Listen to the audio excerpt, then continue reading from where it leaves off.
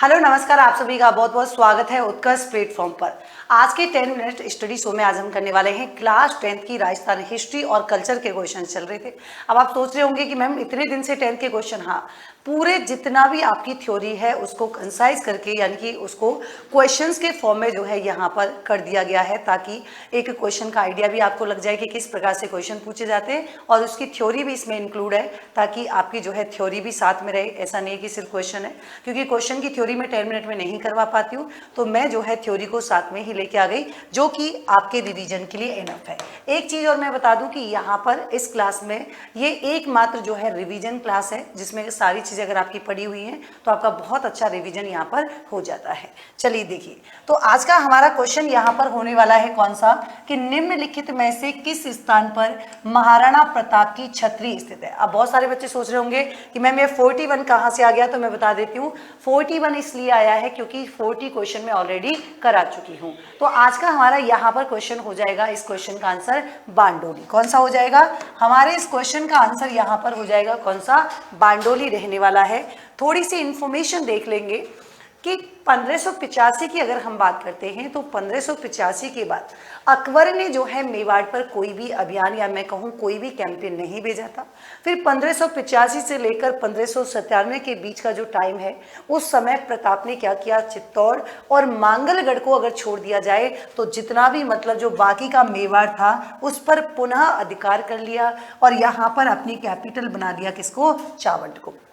आप सभी जानते हैं कि 19 जनवरी 1597 को जो है क्या है, महाराणा प्रताप की हो जाती है मृत्यु और चावंड के पास ही एक जगह है, कौन सी, बांडोली। तो चावंड के पास जो बांडोली गांव है वहां पर इनका अंतिम संस्कार किया गया, जहां पर प्रताप की जो है छतरी भी बनी हुई है। अगला क्वेश्चन देखेंगे, अगला क्वेश्चन आपको बताना है, लेकिन उससे पहले एक चीज और मैं बता दूं कि कर्नल जेम्स टॉड जो है ये यहाँ पर आल्प्स पर्वत के समान अरावली में कोई भी ऐसी घाटी नहीं जो प्रताप के किसी न किसी वीर कार्य, उज्जवल विजय या उससे अधिक कीर्ति युक्त पराजय से पवित्र नहीं हुई हो।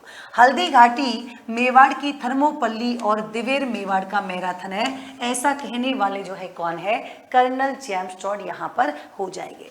नेक्स्ट क्वेश्चन देखेंगे। नेक्स्ट क्वेश्चन यहाँ पर क्या होने वाला है कि मुगल मेवाड़ संधि जो है वो आपकी कब हुई थी, क्या जनवरी 1615 में, नवंबर 1614, फरवरी 1615 या मार्च 1613?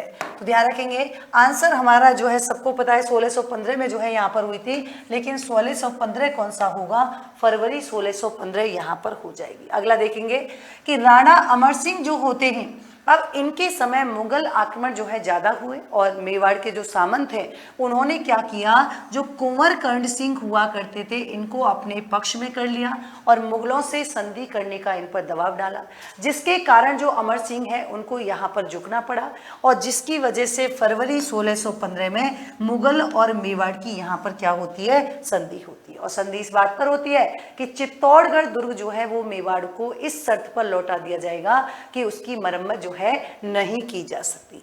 ये यहाँ पर कुछ प्लस पॉइंट हुआ था। ये क्वेश्चन कई बार एग्जाम में पूछा गया है कि औरंगजेब ने राज सिंह को कितने जात और सवार का जो है मनसब प्रदान किया था, तो आंसर हो जाएगा कितना, 6000 रुपए का जो है मनसब यहाँ पर प्रदान किया था।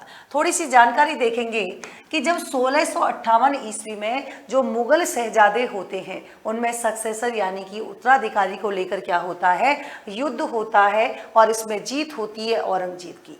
और औरंगजेब यहाँ पर क्या करते हैं, जो राज सिंह हुआ करते थे इन राज सिंह को 6000 जात और सवार का मनसब जो है यहाँ पर प्रदान किया था। और राज सिंह के द्वारा 1600 ईस्वी की बात है, चारुमती से विवाह और 1679, ये ध्यान रखेंगे, ये वेरी वेरी इंपॉर्टेंट क्वेश्चन ध्यान रखना, जजिया कर लगाने का विरोध किया और मारवाड़ और जो मुगल संघर्ष है इसमें राठौड़ों का साथ देने के कारण औरंगजेब और राज सिंह में जो है क्या है, तनावपूर्ण स्थिति यहाँ पर बन जाती है। अगला क्वेश्चन देखेंगे। अगला क्वेश्चन क्या है कि निम्नलिखित में से किसने राज प्रशस्ति शिलालेख की रचना की थी, तो आंसर आपका हो जाएगा कौन सा, रणछोड़ भट्ट यहाँ पर हो जाएगा। देखिए, जब अकाल तो अकाल के जो है यहाँ पर मैनेजमेंट को जो है सही करने के लिए गोमती नदी का पानी रोक दिया जाता है और जो राज सिंह होते हैं इन्होंने राजसमंद झील का निर्माण किया और इसी झील के किनारे उत्तरी किनारे पर 9 चौकी नामक जो है क्या है, तो ध्यान रखेंगे राज प्रशस्ति जो है एक शिलालेख लगवाया और ये संस्कृत भाषा में लिखा हुआ है जिसकी रचना रणछोड़ भट्ट के द्वारा की गई। और सबसे इंपॉर्टेंट बात कि 25 काले संगमरमर की शिलाओं पर खुदा गया है और संसार का सबसे बड़ा शिलालेख इसे माना जाता है, ये आपको ध्यान रखना है। नेक्स्ट क्वेश्चन देखेंगे। नेक्स्ट क्वेश्चन आपको बताना है कौन सा होगा कि देखिए निम्नलिखित में से कौन सा युग्म असुमेलित हो जाएगा। क्या दयाल दास यानी कि सूर्यवंशी मानते हैं, राठौड़ों की उत्पत्ति के संबंध में जो है कुछ ओपिनियंस हैं वो बता रही हूँ। मूढ़ोत नैन्सी कन्नौज के गहड़वाल वंश से, या जेम्स टोड कहते हैं कि भैया ब्राह्मण भल्लराव के वंशज हुआ करते थे और जोधपुर राज की ख्यात में कहा गया है कि राजा विश्वतमान के जो है वंशज। तो ध्यान रखेंगे बाकी के तो सारे सही हैं, आपको जो है गलत पूछा है तो जेम्स टोड का ये वाला गलत हो जाएगा और कैसे है वो भी डिस्कस करेंगे। कि राठौड़ की उत्पत्ति के संबंध में बहुत सारे जो है हमें मत देखने को मिलते हैं। अगर हम बात करें भाटों की पोथियों के अनुसार तो राठौड़ हिरण्य कश्यप की संतान थे, जबकि जोधपुर राज्य की ख्यात के अनुसार बात करें तो राठौड़ जो है वो राजा विश्वतमान के पुत्र यानी कि राजा बृहद्वल की जो है संतान हुआ करते थे। और दयाल दास जी के अनुसार बात करें तो राठौड़ जो है सूर्यवंशी है और ब्राह्मण भल्लराव की जो है क्या है संतान यहाँ पर हो जाएंगे।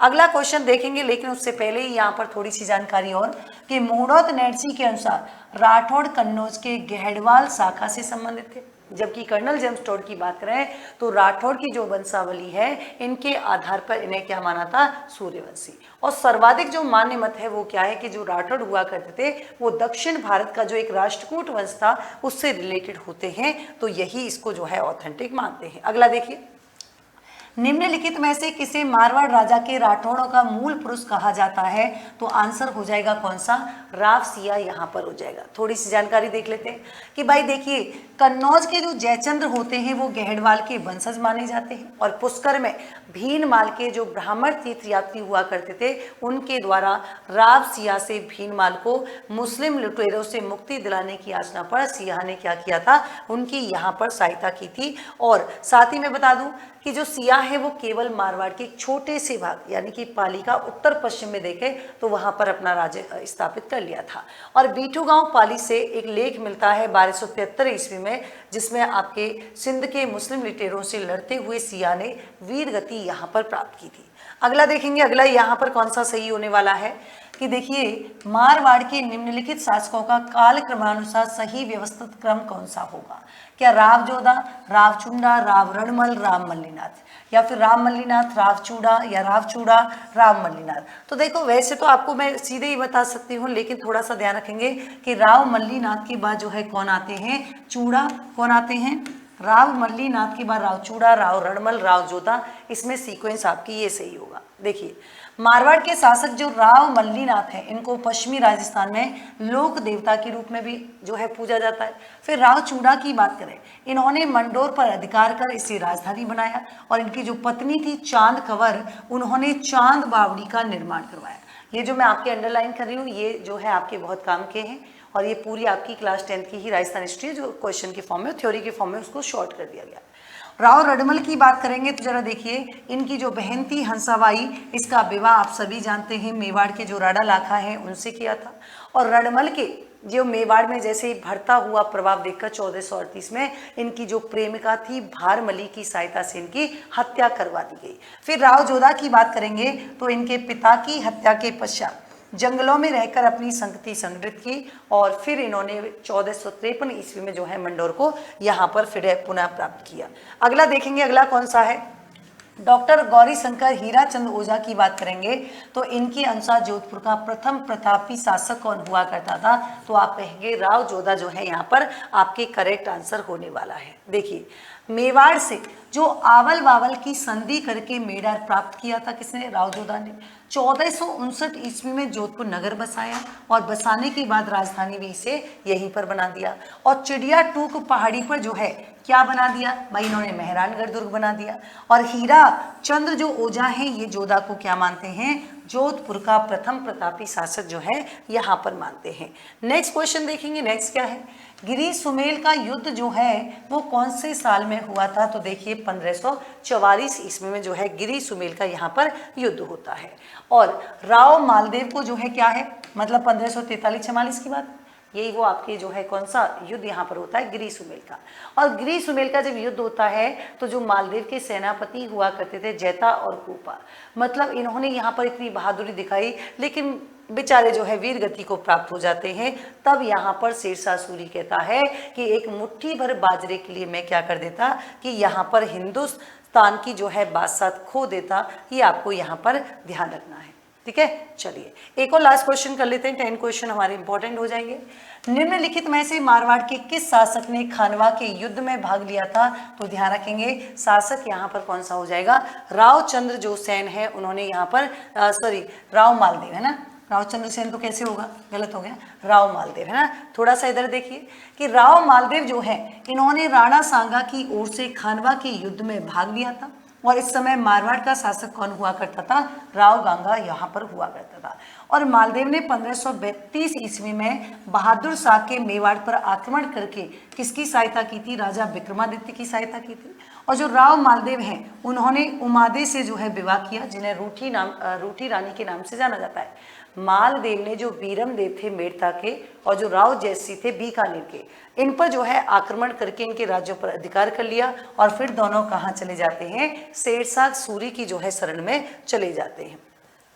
यहाँ पर ये थे आज के टॉप 10 क्वेश्चंस। और मैं आपको बता दूं कि आरएस के जितने सभी ऑनलाइन कोर्सेज हैं, तो यहाँ पर जो उत्कर्ष के जो पेड स्टूडेंट हैं उनको क्या है, अगर वो यहाँ पर UC23 कूपन कोड अप्लाई करते हैं तो यहाँ पर 23% का 23% यानी कि अतिरिक्त डिस्काउंट मिलेगा, है ना। और ये आरएस के सभी ऑनलाइन कोर्सेज पर मिलेगा।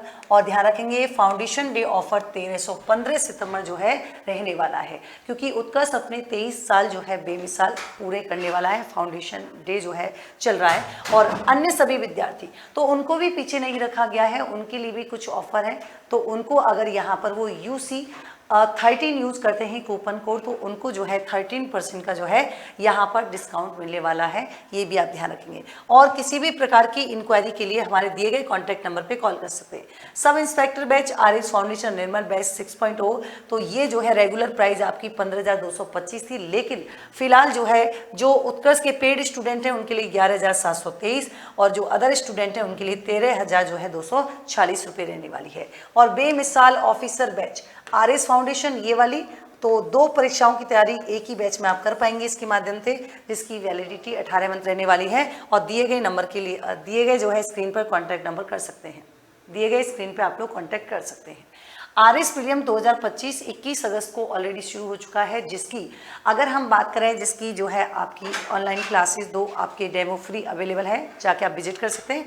और इसकी प्राइम फीस 10,000 रुपये थी, लेकिन अभी जो उत्कर्ष के पेड स्टूडेंट है 7,700 और जो अदर स्टूडेंट है 8,700 में जो है मिल रहा है। और ध्यान रखेंगे यहाँ पर हमारी स्टैंडर्ड फीस पहले 7,500 थी, अभी जो है मौजूदा पेड विद्यार्थियों के लिए 5,775 और UC13 लगा के कूपन कोड जो है अदर स्टूडेंट भी यहाँ पर इसका लाभ उठा सकते हैं।